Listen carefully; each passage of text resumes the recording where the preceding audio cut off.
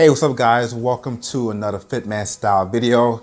I apologize for not being here last week. Saturday, I had to take a little bit of a break, but I'm back. And as always, let's start with the outfit of the day. I got this shirt from the Men's Warehouse, I believe 3 years ago, and it still fits, which is further confirmation that I should probably not wear slim fit shirts anymore. This is a classic fit shirt. It's been in the laundry machine multiple times and it still fits. Went with the spread collar, of course, as you know, spread collar works with my oval face. Tie from the Tie Bar. Now, you guys already know that I love the Tie Bar shirts, but their ties are pretty awesome too. Well, this particular tie is 100% silk tie, and I think it was about $25 or $35.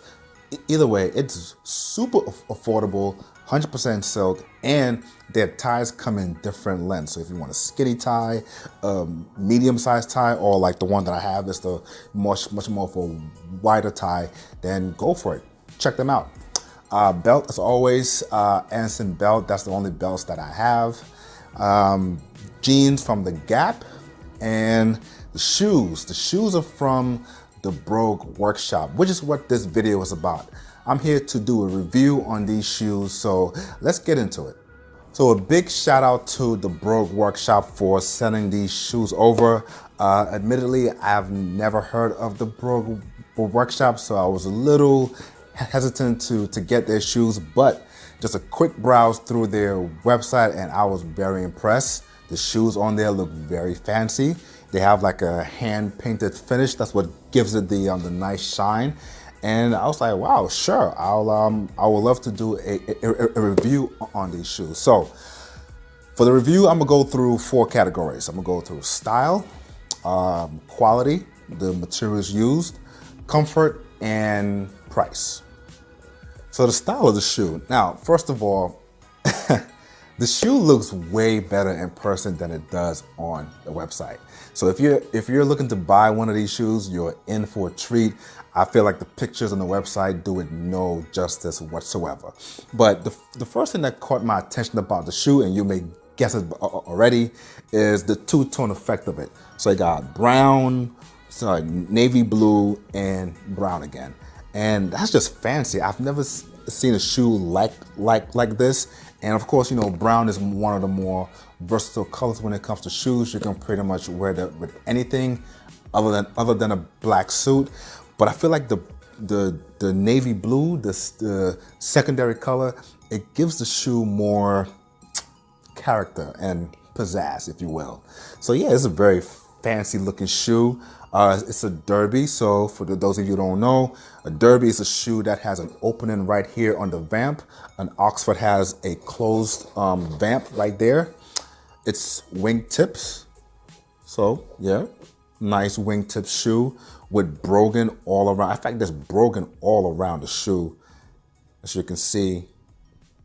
And brogan dates back to England when when it was raining, the farmers wanted a shoe that would allow the water to go in and out of the shoe when they went out into the field. So they had shoes with brogues on them, and these little brogues allowed the water to go in and out of their shoe.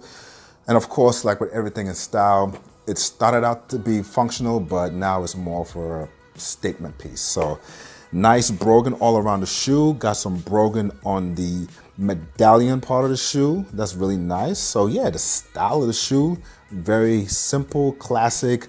A derby, you can wear that with anything from chinos to jeans to a suit. Ideally, I would wear an Oxford with my suits, but in these United States, you can wear derbies with your suits. Now, the quality of the shoe, because what good is the style of it if it's made from poor quality products? Well, I'm happy to say that the upper is made from top grain calf skin. Now, if you remember a couple weeks ago, I reviewed the Thursday boot loafer. Actually, I got it right here.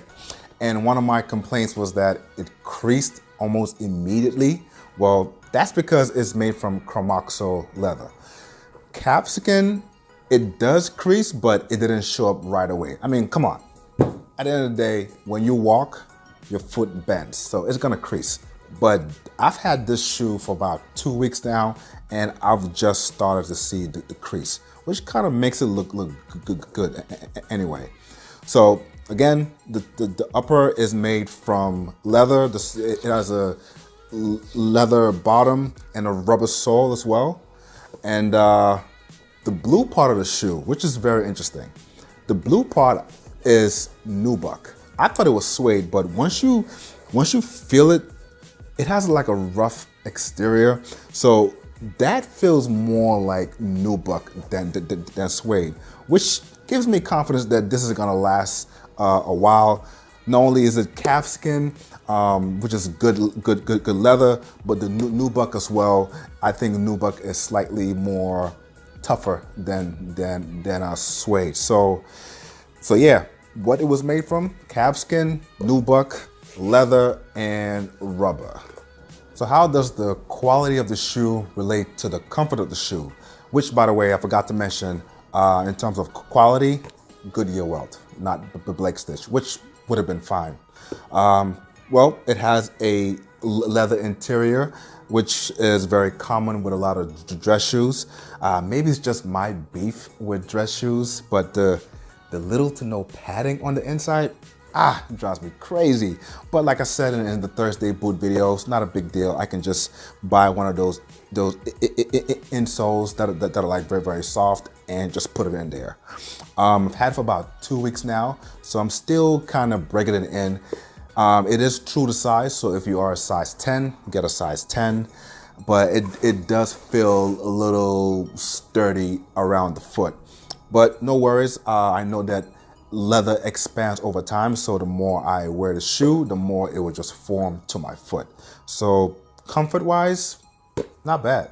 Now, with all things considered, does the style of the shoe, quality, and comfort justify the price? Well, let's go through it. Goodyear welt, so it can be easily resoled. Leather and rubber sole, calfskin, nubuck, leather interior, versatile color, versatile style. It can be worn with a suit, can be worn with jeans. I think this is the price of these shoes. If you go on their website, their prices range from $185 to $200. I think the price are very competitive when you compare it to a Beckett Simonon or a Merman, which I've heard are really great shoes that are also made from calfskin. So there comes a point where you stop looking at the cheapness of a shoe when it comes to the price, and you start looking at the longevity of it. Like, can I wear a shoe that's gonna last a while, and I can get the most bang out of my buck with this? And I feel like you would get a nice patina with this shoe in the long haul. So pricing wise, very competitive. It's made to order. So I think it's a sweet deal. Plus, I was looking out for you guys. I got a discount for you. So whatever the price is on the website, you can get it a little bit cheaper. So that's all I have for you guys. Thank you for watching. I love shoes. I'm a shoe guy. And there's a running joke amongst my friends that whoever I marry needs to understand that I love and probably have more shoes than her. Don't fight me. But there's an article linked down below if you care to read. I'm gonna put more pictures there. And thank you for stopping by. As always, if you haven't subscribed to the channel, I would appreciate if you did so. Hit that notification bell. Hit me down in the comments. Let me know what you think about this review. If you want to see more shoe reviews. And if you just want to chat, just hit me down in the comments below. And I will see you guys next week, Tuesday. So until then, stay fly and stay fit.